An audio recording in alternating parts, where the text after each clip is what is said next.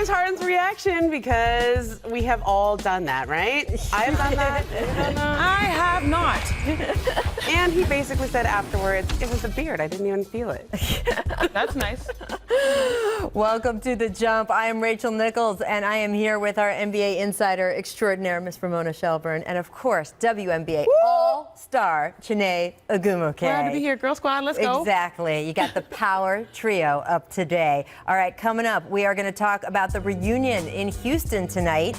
We have Chris Paul bringing the Thunder, yes, that's not a sentence I thought I would say last season, into Houston for the first time since he was traded. We will talk about that a little later on the show. But first, we're going to start in Northern California, where, yes, it's time to bring back, I'm just going to call it award-winning show within a show. Yep. These are the bays of our lives. Like sands through the hourglass, so are the bays of our lives. We're going to start in San Francisco, where things have not gone well for our heroes. The Warriors lost to the Clippers on opening night. Against the previously winless Thunder yesterday, they were down by 31 points at halftime. And Draymond and Steve Kerr, not happy. Take a listen.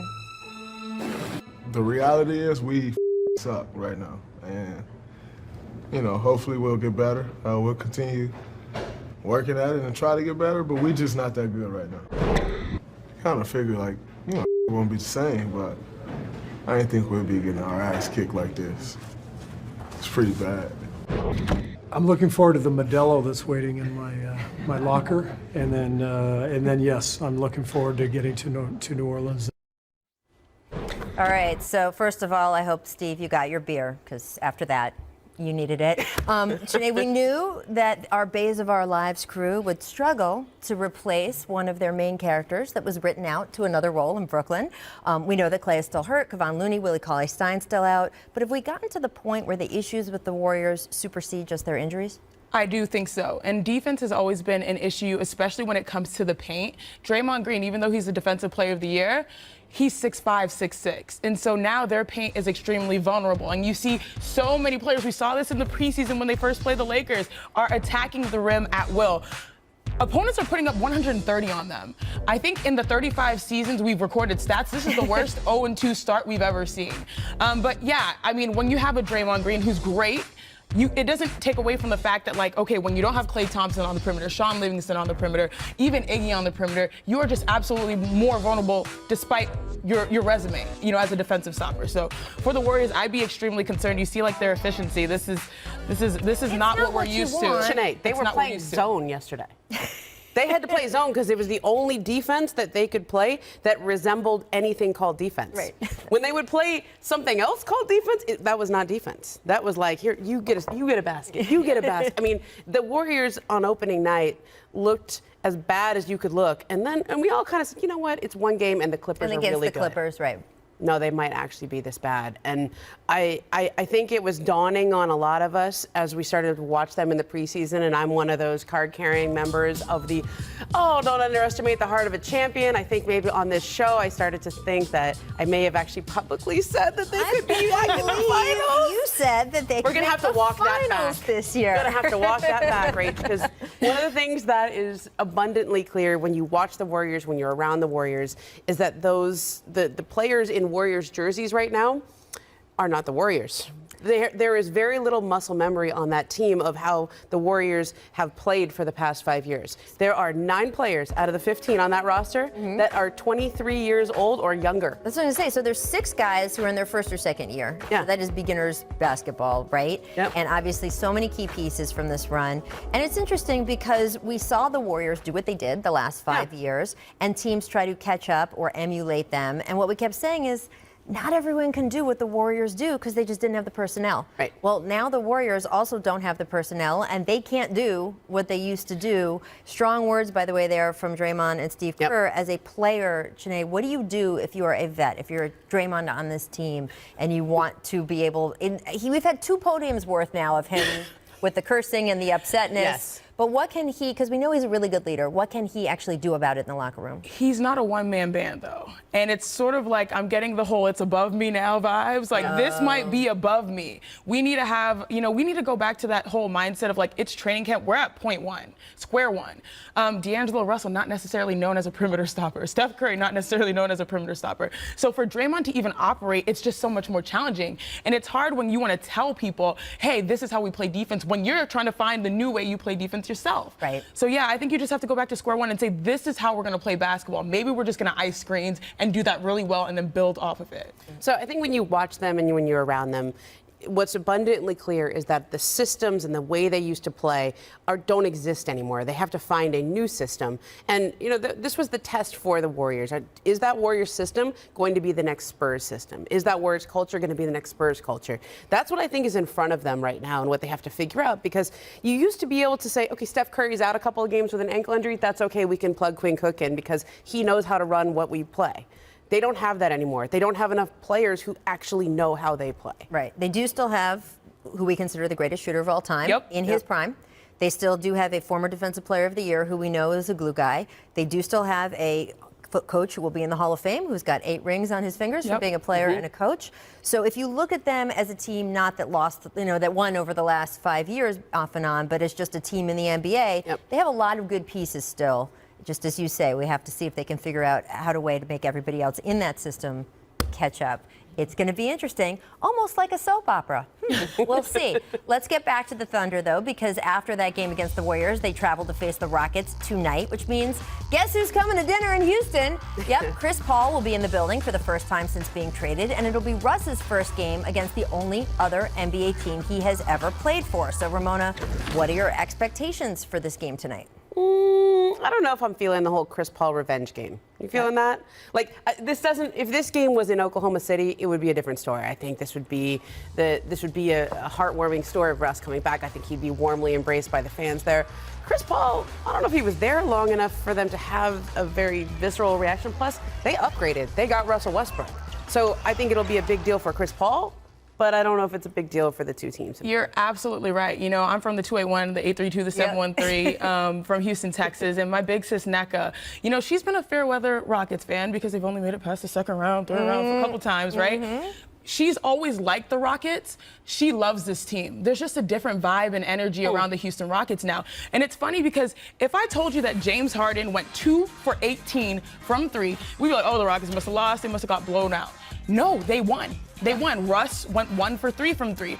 This might be the team that actually is built to sustain poor shooting nights just because of their tenacity. And also, they might have an underrated bench. Eric Gordon's still coming off the bench. 4 other players outside of James and Russ were in double digits. So, I'm looking at this Rocket team, it's tough to be Chris Paul in this situation.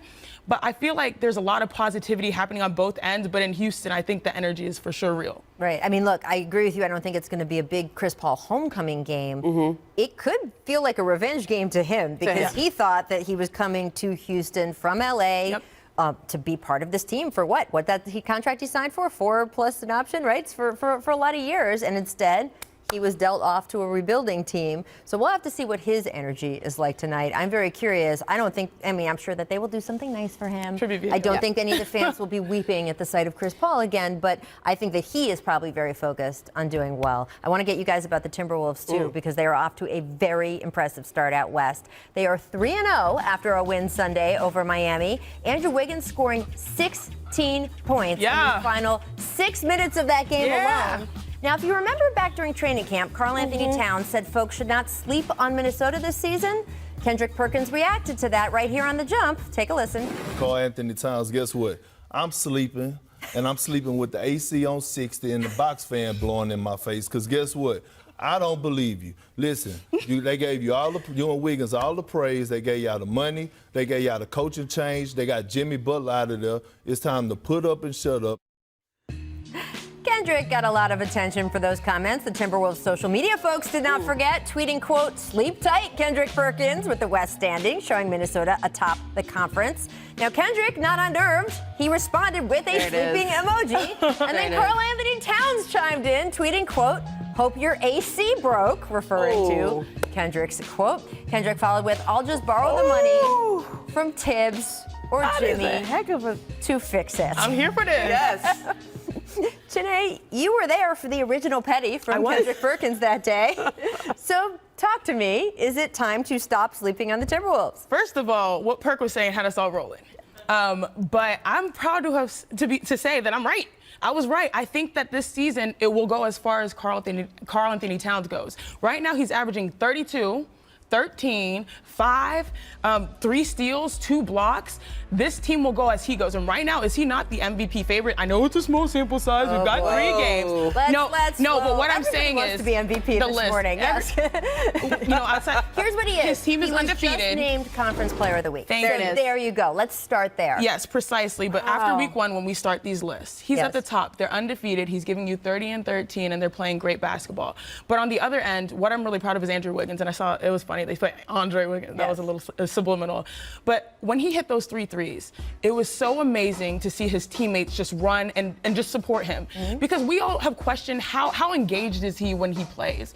And just to see that he's ready to make this next step and to see a team that really just gets surrounded by, the upcoming talent of these 2 guys, I was just really thrilled to see on the outside Wiggins and on the inside Karl Anthony Towns still hold it down. Like, there's no excuses for them anymore. I don't think it's a big enough sample size for us to say anything about the Timberwolves other than they've gotten off to a nice start. I've known that Karl can put up really good stats in the past. That has never been a question with him. The question is, do those stats translate into winning? And I think right now they are. It's a good start, but there's no excuses in that. Okay, it's not Tibbs' fault anymore. It's not Jimmy's fault anymore. This is your team now. This is Karl's team. This is Andrew's team, and they're going to go as they go. And I think they've empowered them to be the leaders of this team. Let's see if they can lead more than just in these first 3 games. It's also Ryan Saunders' team. And look, he did coach for half the season last year, so it's not like this is his first 3 games. But it seems like, at least so far, he has gotten guys to buy in since training camp.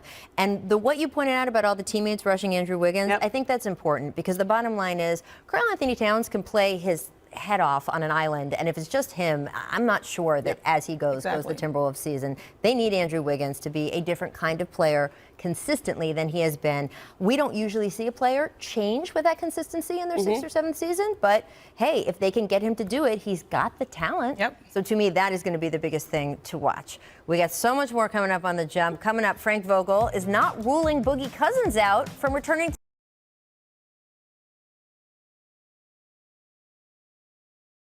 to the Lakers at some point. But is it realistic for Cousins to push for a return this season? We got the Lakers expert to my left, so we will get to that. But before we go to break, time for our distant replay. It's this date 10 years ago. Hey, look, it's Carmelo Anthony. Hey. Oh! Wow. Oh, snap. Was spectacular. Look at Chauncey. He's like, you that's can my applaud little that. protege. Like they're still standing. They're still standing. I would still like to see Melo on an NBA court this season. I'm Retweet. just saying.